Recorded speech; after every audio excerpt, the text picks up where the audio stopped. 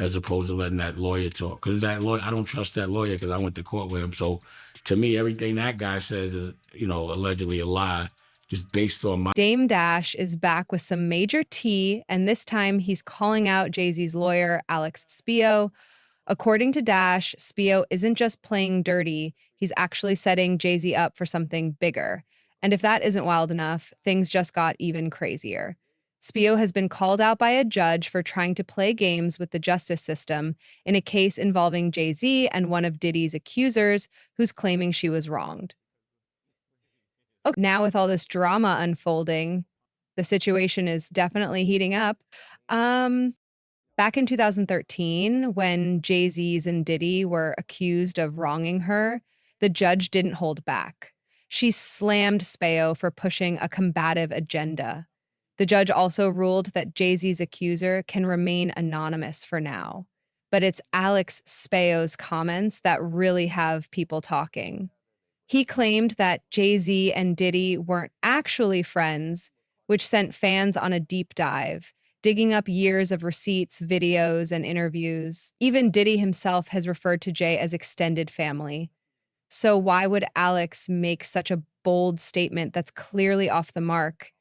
It almost feels like he's trying to make Jay-Z look even more guilty. The situation is filled with so much drama and speculation right now. There's a lot going on right now. Dame Dash's bold allegations, Alex Spio's questionable actions, and what all of this really means for Jay-Z. So is there a bigger conspiracy at play? Or is Dame just trying to stir the pot? Let's break it down. If you've got a problem, you shouldn't let someone else speak for you. You should speak up for yourself, right? Answer the questions and handle it directly. And if you don't, Alex has to be too scared to speak up for yourself, right? Answer the questions and handle it directly. That's how I'd do it. So, do you think it was a mistake for Jay-Z's lawyer to speak on his behalf? This whole lawsuit with Jay-Z, Diddy, and everything surrounding it is getting messier by the minute, and there's no telling where it's going next. It feels like every time Jay-Z takes a step forward, his lawyer, Alex Spio, pulls him 2 steps back. Just recently, Jay-Z seemed to catch a break. It looked like the case might get dismissed on a technicality, but just when things started to go his way, the judge made a big decision in favor of Jane Doe. The judge ruled that she can stay anonymous for now, saying that revealing her identity could seriously harm her mental and physical well-being. And this is a major win for Jane Doe, but it's another setback for Jay-Z. How do you think this will affect the case moving forward? Um, this ruling is a big win for Jane Doe, but it's a serious blow to Jay-Z's team, who were hoping they could use her identity to fight the allegations more aggressively. Judge Torres wasn't holding back when she called out Alex Spio for using harsh and inflammatory language against the plaintiff's lawyer, Tony Busby. She pointed out that even though Spio had only been on the case for a few weeks, he had already flooded the court with letters and motions, many of which seemed aimed at attacking Busby's character aggressively. But it doesn't end there. The judge didn't hold back when it came to Alex Spio either. She called him out for trying to push the court into dismissing the case too quickly. Judge Annalisa Torres had some sharp words for Spio, criticizing his aggressive legal moves and making it clear that his tactics weren't going to work. She even described his motions as combative, showing that this kind of approach won't fly in her courtroom. How do you think this will impact the case moving forward? The judge made it clear that this kind of approach wasn't going to fly. She criticized the use of combative language, saying it was a waste of the court's time and resources and unlikely to work as a tactic. It looks like Spio's aggressive style may be backfiring. What do you think this means for the case? Fans are really starting to question whether Alex Spio is actually helping or hurting Jay-Z's case. Some are even wondering if his moves might be doing more damage than good, especially after he made that wild claim about Jay-Z and Diddy not being friends. Let's be real. Jay-Z and Diddy have known each other for years, but it's more of a professional relationship than a close friendship. That's pretty common in any industry, right? So, why would Spio make such a bold claim that just doesn't seem to fit? Fans are definitely talking about it, and it's got everyone wondering if Spio's approach is the right one. What do you think? Even if the accusations made by Jane Doe against Jay-Z aren't true, one thing's for sure, Jay and Diddy were definitely close. Unless Jay-Z has a completely different idea of what friendship means, this whole situation doesn't make much sense. Diddy has always said that Jay is like family to him, his extended family. He even mentioned that Jay is the first person he calls when he's in a tough spot. And the interesting part, Jay never denied it. Diddy's been open about how Jay has stood by him through everything. Whenever he's in trouble, it's Jay he reaches out to. He calls him his strategist and someone he trusts completely. It makes you wonder, how strong was their bond, really? Oh, my brother. That's B's brother, right? Yep, it's Brooklyn. But hold up, there's more. A new clip is going viral where Diddy is talking about how Jay-Z actually skipped his daughter Blue Ivy's recital just to perform with him at the Bad Boy 20th anniversary show. Diddy explains that Jay was supposed to be at the recital, but he reached out to him because the Bad Boy anniversary was a big deal. 20 years of hits, you know? Diddy called it a family moment, saying this is extended family. It's crazy how deep their bond goes, right? That's real friendship. Supporting each other no matter what. Now it gets interesting. Seems like Jay-Z's team didn't want that out there because the episode has since disappeared from the official Carpool Karaoke YouTube channel. But of course, the internet detectives are always on the case, and they managed to find it. Diddy was clear, there's only one person he's calling Sean, and that's Jay-Z. That kind of bond speaks for itself. Diddy made it crystal clear. That's Jay-Z. We call each other Sean. No one else can call me Sean. He's the only one. There's not a single person except my mom who should be calling me that. That's deep, right? Now, fans are starting to question if Alex Spire is really looking out for Jay-Z or if he's making things worse. Remember that statement Spire dropped when the Jane Doe lawsuit came out? It got a lot of people talking, and now everyone's wondering if his moves are really in Jay's best interest or if it's all backfiring on him. What do you think?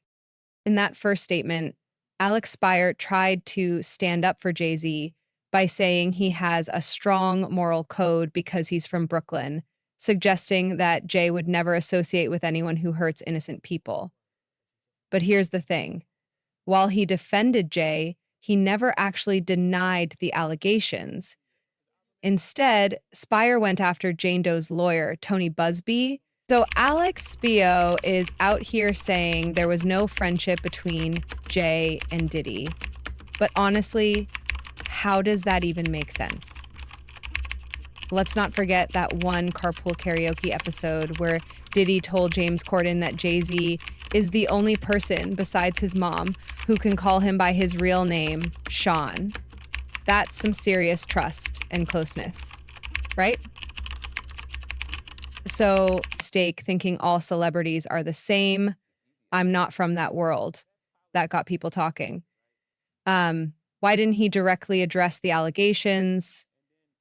And what did he really mean by that? What's your take on all this? In that statement, Spider went on to say, I'm a young man who made it out of the projects in Brooklyn. We don't play these kinds of games. We have strict codes and honor, and we protect children. But fans quickly started pointing out some things that didn't add up. They reminded everyone how Jay-Z had no problem working with people like Harvey Weinstein and R. Kelly, even after the serious allegations against them became public. In fact, Jay-Z continued to work with R. Kelly after the allegations were already out there, including their Best of Both Worlds album and joint tour. So now fans are wondering, does Jay-Z's past really line up with the strong code Spire is talking about? What do you think? Hmm. victimize Aaliyah when she was just 12 or 13. This witness vividly remembered the day R. Kelly introduced her to Aaliyah. It was Aaliyah's 12th birthday, and R. Kelly was convinced that Aaliyah would be a star. The witness learned more about R. Kelly and Aaliyah's relationship after walking in on them in the back of a tour bus. A former backup dancer testified she was on tour with R. Kelly in the early 90s, and Aaliyah traveled with them, the dancer said, on the back of a tour bus. Um, she saw, quote, Robert and Aaliyah in a situation, saying Kelly appeared to be performing oral on Aaliyah at the time Aaliyah would have been around 13 years old. So where was that strict code of honor from Jay-Z's statement back when R. Kelly was doing these disgusting things? According to multiple insiders, including Dame Dash Jay-Z, knew what Arelli was doing to Aaliyah, and yet he still wanted to do that joint album and go on tour with him back in 2019. Dame sat for an interview with a hip hop motivator, and he talked about that moment when he realized something was morally wrong with Jay-Z because he couldn't understand why Jay wanted to work with R. Kelly, even after he found out he raped young Aaliyah. But it just was so much hurt for her to revisit it. It was like, I wouldn't even want to revisit it without a professional. Whatever got done was terrible. So to be honest, like if you remember The Best of Both Worlds, you don't see my name on that. You know what I mean? And your name is not on either album. Yeah. Hell no, I never went in it. No part to that. So when Mahomes was doing that, I was like, bro, our homie violated, and he violated my girl. He violated a friend. Um, yours. I know I'm not proud. And because of the moral challenge and him choosing one way, I knew morally we weren't the same. But Jay wasn't too happy about Dame bringing up his ties to R. Kelly, especially since his PR team reportedly worked overtime to distance him from that connection after Kelly was sent to prison. I mean, Jay even reportedly helped finance the surviving R. Kelly documentary, although he declined to appear in it and talk about the allegations against his former friend. Now, by that point, most people had forgotten all about The Best of Both Worlds. So after Dame Dash started bringing up the whole Jay Z/R. Kelly Elias situation, in interviews, Jay decided to retaliate, and he hit Dame Dash with a lawsuit in 2021, accusing him of trying to sell Reasonable Doubt as an NFT.